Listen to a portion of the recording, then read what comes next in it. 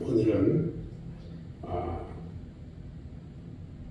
마가복음 11장 19절로 33절 말씀을 통해서 하나님을 믿으라 이런 제목으로 함께 말씀의 은혜를 나누려고 합니다. 오늘 본문은 대부분 고난주간 둘째 날에 많이 합니다. 오늘 말씀도 고난주간 둘째 날에 베다니에서 나와서 예수님께서 시작하신 가운데에 벌어진 사건이에요. 오늘 본문을 통해서 우리는 하나님이 원하시고 응답해 주시는 믿음이 어떤 믿음인가를 알 수 있어요. 오늘 사건 내용을 먼저 살펴보면 예수님께서 베다니에서 나와서 지금 배가 고파요. 시장하신 중에 멀리 보니까 뭐가 있죠? 나무 한 그루가 있는데 무화과 나무가 있어요. 무화과 나무에는 열매가 달려있을 걸로 생각하고 그 나무에 달려있는 무화과 열매를 먹으려고 했어요. 와서 보니까 그 무화과 나무는 잎사귀는 무성한데 열매가 달려있지 않아요. 예수님께서 지금 배고프니까 그 열매를 통해서 허기를 채우려고 하다가 열매가 없는 그 무화과 나무를 보고 나무에게 말합니다. 이제부터 영원토록 사람이 너에게서 열매를 따먹지 못하리라. 저주했어요. 여러분, 열매 없는 믿음 생활, 이건 저주받아요. 예수님은 열매 없는 무화과 나무를 저주해버렸어요. 이 무화과 나무는요, 외식하는 유대인들을 상징합니다. 무화과 나무는 잎과 함께 열매가 맺혀요. 잎이 무성하면 열매도 있어야 하는 겁니다. 그런데 지금 열매가 달려있지 않아요.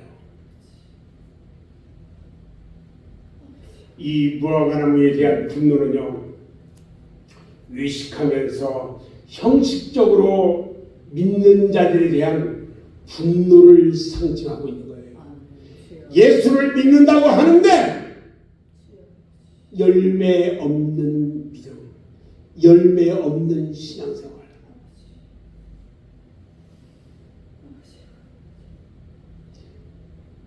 우리는 잘 알아야 돼요. 열매 없는 신앙생활할 때에 우리 하나님께서는요, 저주해버려요. 그래서 우리는 신앙생활을 하되 열매가 있어야 된다. 아멘. 다음날 예수님께서 제자들하고 다시 어제 저주했던 그 무화과 나무 앞을 다시 지나갑니다. 지나가는데 제자들이 어제 예수님이 말씀하시던 그 무화과 나무가 딱 보니까 어제하고 달라요. 어떻게 다른가 봤더니 무화과 나무가 뿌리까지 말라버렸어요. 그것을 발견합니다.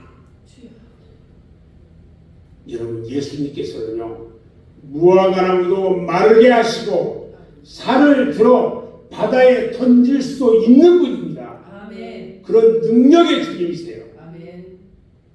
오늘 본문 11장 22절 말씀에 예수께서 그들에게 대답하여 이르시되 뭐라고 그랬어요? 하나님을 믿으라, 이렇게 말씀하셨어요. 우리는요, 하나님의 존재와 능력에 대해서 믿어야 하는 겁니다. 아멘. 믿는 자에게는 결코 능치 못한 일이 없다고 말씀하셨어요. 아멘.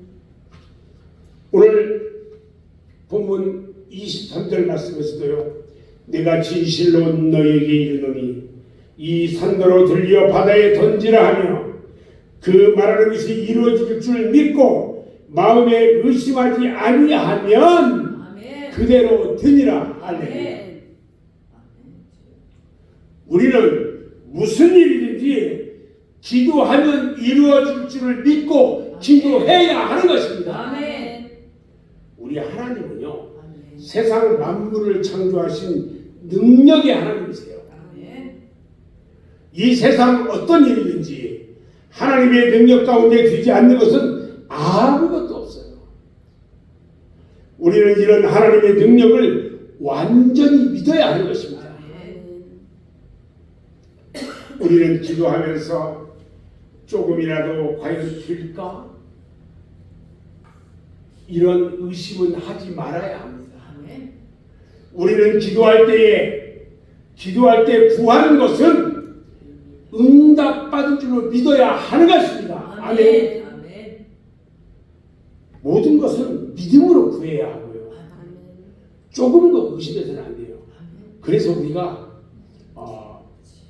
감사를 할 때는 어떤 일이 있을 때는 먼저 감사를 하는 거예요. 감사하면서 감사는 된 줄로 믿습니다. 아멘. 응답해 주신 걸로 믿습니다. 이런 의미로 하는 거예요. 아멘.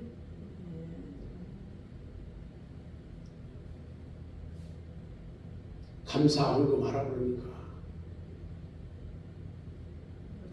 그것도 어려워서 못 하시는 분들 마음이 아프죠. 이번에 생일 나간 이 집사님이 생일감 상급을 하셨어요.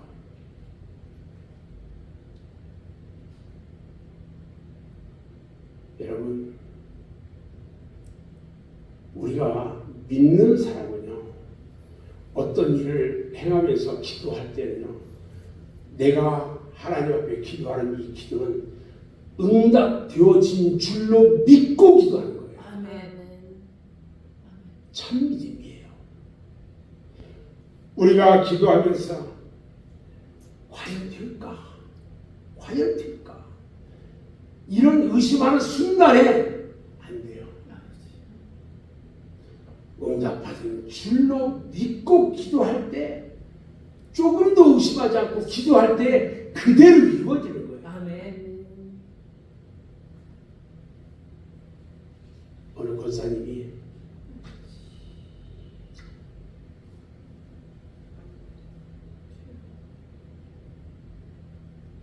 자녀를 위해서 목사님들을 초청했어요. 그래서 자녀를 위해서 목사님들이 오셔서 자녀를 위해서 축복 기도를 해주시는 거야. 그래서 그 목사님들한테 다 감사를 했거든요.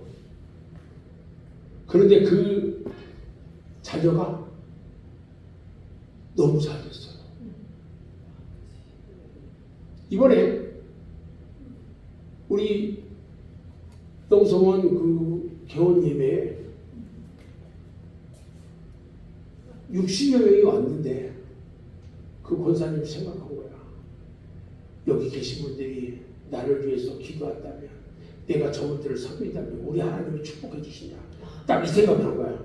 그래서 목사님, 제가 오신 목사님들 식사 대접하겠습니다. 우리 하나님은요, 그대로 이루어 주셔요. 아멘. 오늘 본문 11장 25절 말씀을 보면, 서서 기도할 때에 아무에게나 혐의가 있거든 용서하라. 아멘. 그리하여야 하늘에 계신 너희 아버지께서도 너희 허물을 사하여 주시리라 말씀하셔요. 구원은요, 인간의 행위에 달려있지 않고 오직 하나님의 자비와 은혜 가운데 달려있어요. 아멘. 내가 반드시 이 은혜와 자비를 받기를 원한다면 은혜와 자비를 베푸는 일로서 하나님의 자비를, 은혜와 사모하고 사랑하는 마음을 내가 먼저 보여야 한다는 거예요. 아멘. 하나님께서는요, 우리와 화목하기를 원하실 뿐만 아니라 우리와 모든 사람들과의 화목도 원하시는 분이에요.